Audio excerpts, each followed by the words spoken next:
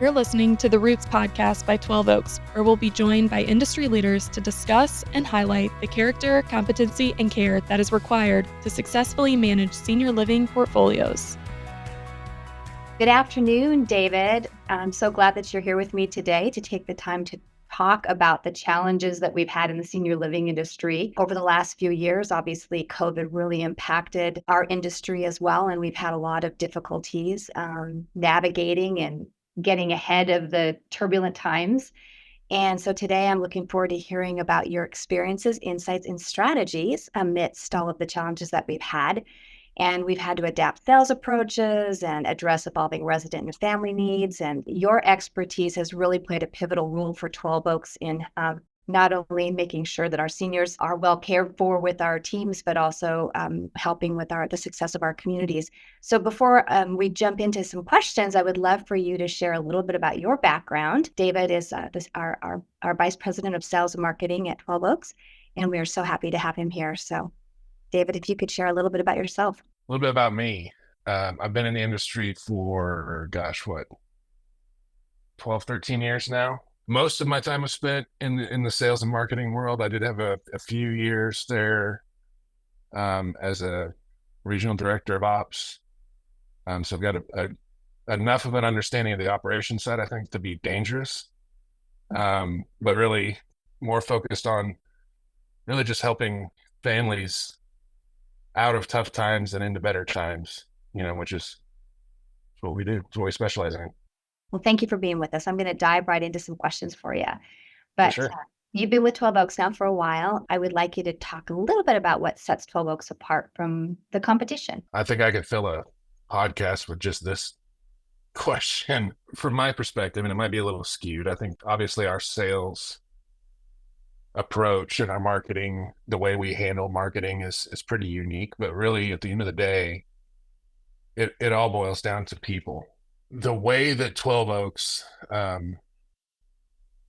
focuses on not only our people, the people who serve, people in general. I know it's kind of a cliche answer a little bit nowadays. I feel like everybody's focused to people, but being a part of how we do what we do and sitting in the meetings and hearing how every decision we make starts with how it's going to affect people, ends with how it's going to affect people, and kind of watching how that approach, kind of the openness and freedom and creativity that creates within the communities and within the home office and just every bit of what we do. I think that's the real game changer, is focusing on our goal of helping people and not losing sight of that really permeates everything. And speaking of people, 12 Oaks takes a very unique approach to manage our occupancy. We use the Sherpa method, and it's very relationship-based selling. Can you talk a little bit about this and how it benefits our residents and families and our sales teams? It comes back to people. The thing with the Sherpa in general, it really is prospect-centered selling. Understanding the fact that the people that we serve on a daily basis are coming to us in probably one of the most challenging moments of their life, right? No one ends up with us unless there's something going on that's life-changing. The prospect-centered model really focuses to allowing our sales teams the ability to kind of get down in the muck with the people that we deal with. We don't shy away from the emotional side of what they're going through and encouraging our salespeople to kind of lean into that emotion and get there with them. One of the biggest challenges for salespeople, especially in this industry, I feel like, is that we're salespeople, and the prospects know that we're salespeople. And, I feel like there's an inherent kind of guardedness that people have as we're working with and talking to them.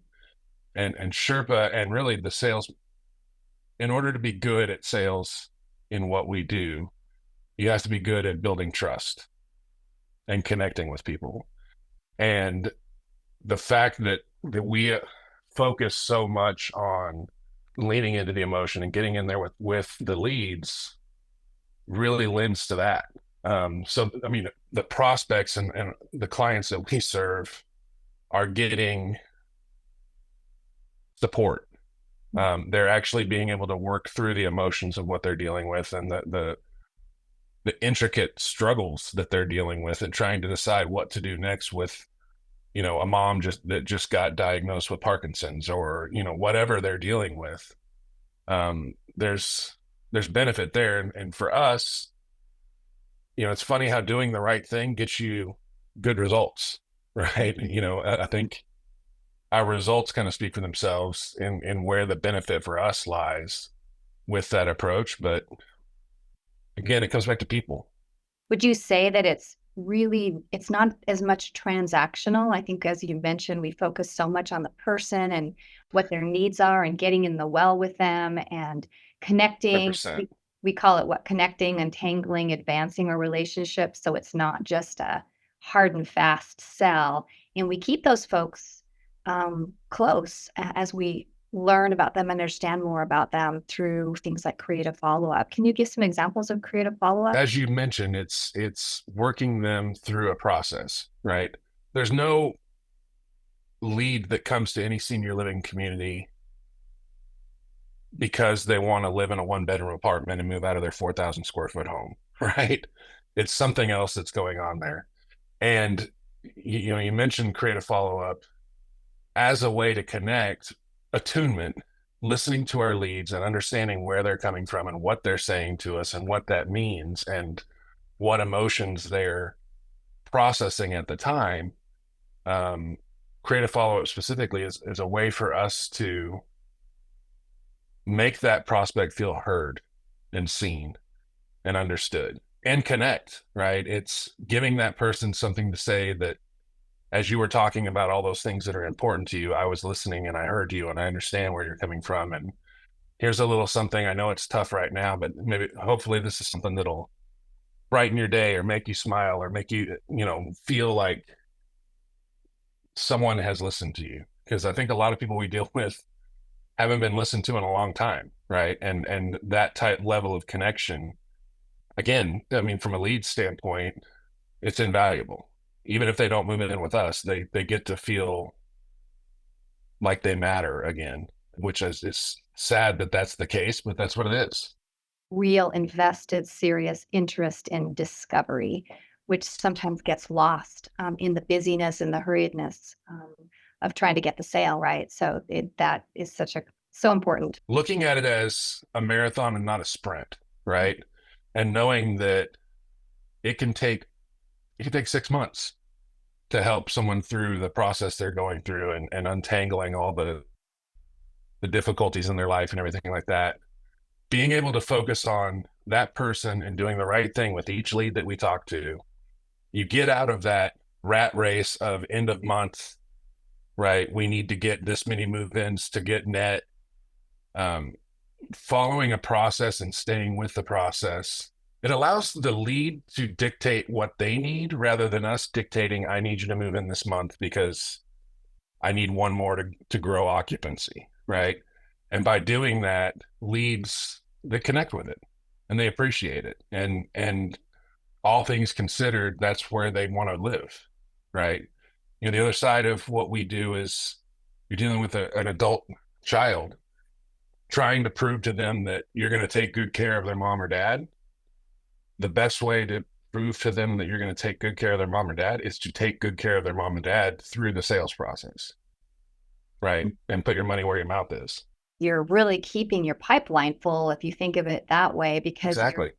you're working with them through the process on where they are, and not by, trying to get it done right now. And it makes a difference because the pipeline is what continues to keep that, to keep us growing occupancy. And speaking of, overall, with some of the challenges we've had, occupancy has been recovering over the last 15 months or so. And we are adjusting the way senior living in general is adjusting the way that we're seeing the glass as half full now versus half empty. So we're still not out of it, but we have a lot more positive outlook on it. And, I know 12 Oaks, we use data-driven technology and whatnot. So would you share a little bit about some of those metrics and how is it successful and what are the benefits? Do we have any pitfalls? And then how are we comparing to the industry? I've been wanting to brag about us for a while, so I'm going to start by bragging first, and answer the how we're comparing to the industry. 2023, in the last, in that 12-month period, we were able to grow occupancy by right at 170 net, grew by 170 units. All this while also, doubling our size and expanding and all the challenges that come with that. We do that by focusing to data-driven metrics. And I think the key with that, one of the obvious pitfalls that I've seen when it comes to focusing on metrics is metrics are a good indicator of where to look. They're not necessarily what's going to tell you exactly what's wrong. And when you're managing, 40 communities, you've got to be very strategic and efficient with your time to be able to help everybody that you need to help. So being able to quickly look in and look at how much time is our team spending in the selling zone? Where are they spending their time? What different activities are they engaging in? And are those activities working, right? There's, the tried and true conversion metrics. I think we take it a little bit farther and we look at not just overall leads, but qualified leads.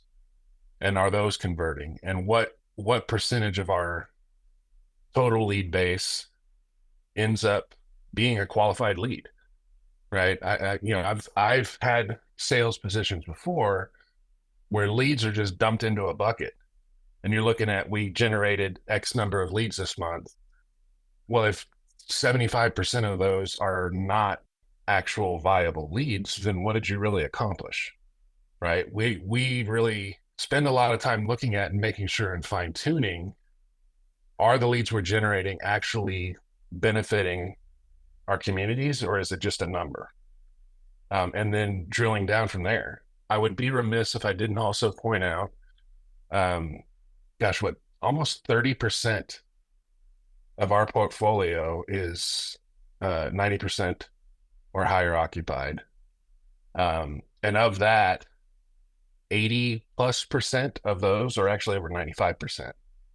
So it's not a bunch of, 91s and 92s. It's a lot of very highly occupied communities that when you get to that level, you really have to be very good at how quickly you can get in front of, whether it's a trend in the local area or a trend with the community or a trend with a lead source, but getting in front of, or, just a sales team that gets distracted by something else, right? Being able to quickly address and identify where the opportunity lies, it allows you more time to dig into the why behind where that number is coming from, which is really, that's where the magic happens, right? That's where connecting with your team and digging in and understanding, like, why is our lead to tour metric this number, right? What are we doing on a daily basis, and actually helping them versus speaking to a number, telling them where you want the number, and moving on. As we look at the metrics, we do take a very individualized approach by community, by sales leader, by team, by trifecta team on how to manage what's going on at that community, within their own community. And it is it's that individualized approach that helps us to really dial it in. 12 Oaks has a history of really growing their people. We have a lot of folks that have grown up in the company. We have really strong retention rates. Kind of changing gears just a little bit, but what makes a great leasing director, in your opinion? Well, one thing to your point of our retention rates and how we grow from within, and I think that really starts with the hiring process, right? I think we do a very good job of, and it's, again, not by accident. When you focus on people so much, you get to really understand people. And when it comes time to hire people, you're a good judge of people and you end up hiring the right people, and then you support those people and they stay with you and they do well and they're successful. What makes a good salesperson is, there's a lot of attributes to a salesperson: their ability to speak to a person in front of them, be persuasive, their ability to understand numbers. But really, with what we do, the most important piece is having the ability to build trust with other people. I know for myself, and I think I can speak for 12 Oaks in that we would much rather hire good people who can build trust and teach them how to sell than a salesperson and try to get that person to be able to learn how to make people trust them.